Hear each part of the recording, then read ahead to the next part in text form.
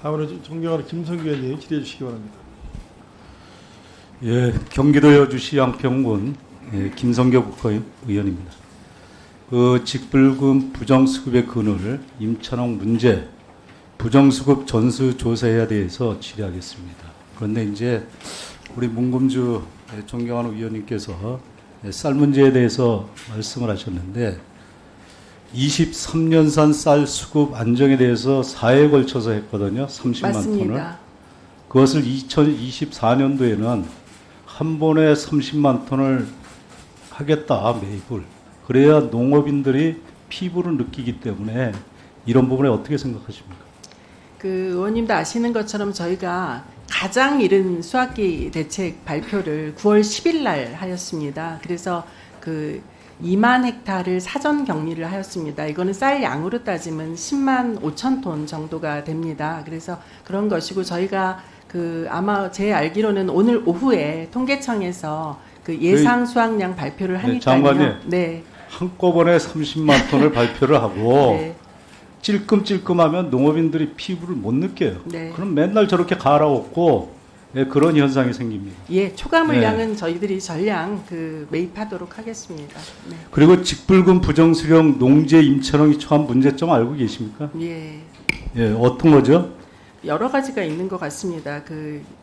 뭐랄까 계약 문제도 있고요. 임대차 계약하는 과정에도 있고요. 자, 지주가 이게 대신 심각합니다. 뭐 받는 것. 예. 예, 임차농의 경우 예. 재보험 가입자와 직불금 수령자 비교해서 직불금 부정수급자를 찾아내다 보니 실경적자인 농민인데도 불구하고 임차농 상당수가 재보험에 가입하지 못하고 있어요. 예. 그리고 심지어 최근에는 친환경 인증 체제를 해제를 요구받고 있는 것으로 알려졌습니다. 예. 알고 있죠? 알고 있습니다. 예, 자, 같은 농지여도 농업 경영체 등록을 땅 주인이 하고 친환경 인증은 농민이 하는 경우 친환경 해제를 요구받으면서까지 직불금을 받아내는 상황입니다. 알고 계십니까? 예.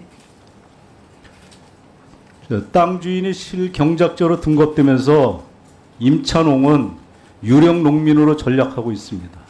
그리고 직불금을 가로채는 실질적인 이유는 연간 임대료로 도지를 받으면서 직불금으로 부수입을 얻으면 불로소득을 거두고 있을 뿐 아니라 8년 이상 땅 주인이 직접 농사 지은 농지의 경우 양도세를 면제받게 되는 조례 특례 제한법을 이용해서 땅 팔고 얻는 이득 중 최고 45%에 달하는 세금을 내지 않는 혜택까지 누리기 때문에 이런 부분에 지목되고 있습니다. 네. 알고 계시죠? 네, 의원님. 자, 우리 정부는 2조 원대 직불금을 2027년까지 5조 원까지 늘린다는 계획을 가지고 있어요. 예. 이런 상태로 직불금 제도가 운영된다면 땅 주인 배만 불릴 수 있다는 우려가 높습니다. 그래서 2023년도 직불금 지급 액수는 2조 3천억 원이고 받은 사람은 몇 명인지 아십니까? 정확한 숫자는 모르겠습니다. 128만 명입니다. 네. 예, 그래서 2020년부터 2024년 7월까지 직불금 불법 수령은 516건으로 금액은 16원에 달합니다. 하지만 이것이 빙산의 일각이라는 지적이 있어요. 그래서 전국 직불금 수령 대상자는 100만 명이 넘는데 우리 국립농산물품질관리원 인력은 17명에 불과하고 시군 단속 공무원은 거의 1명 내지 2명 전무한 상태입니다. 농림부에서 아무리 좋은 정책을 내놔도 현장에까지 피부에 와닿지 않기 때문에 이건 유명무실한 정책이에요. 그러다 보니까 이런 일이 생기는 거거든요.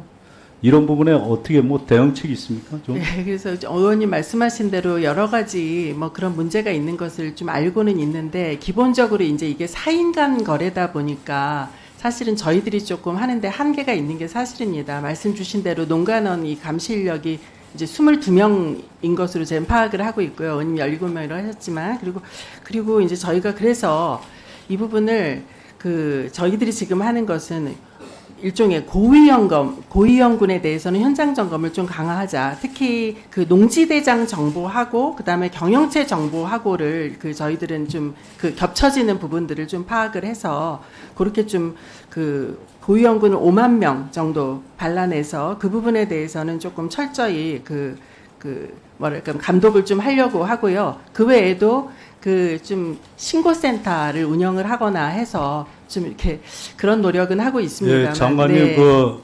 농림부는 그 직불금 부정수급 관련 그리고 특히 임차농의 문제와 관련해서 이런 것도 다 이 쌀값 이 안정 문제하고 연계가 되는 겁니다. 이게 맞습니다. 전체적으로. 그래서 어떠한 해법과 개선책을 가지고 있는지 그런 거에 대해서 어떻게 대안이 있는지 네. 간단하게 좀 얘기 좀 해주시죠. 네, 그래서 저희 지금 말씀드린 것처럼 하여튼 고위험군은 좀 더 현장 점검을 강화하자. 그리고 신고센터를 운영해서 좀 활발하게 그런 것들을 좀 적발해 낼 수 있도록 하자. 그래서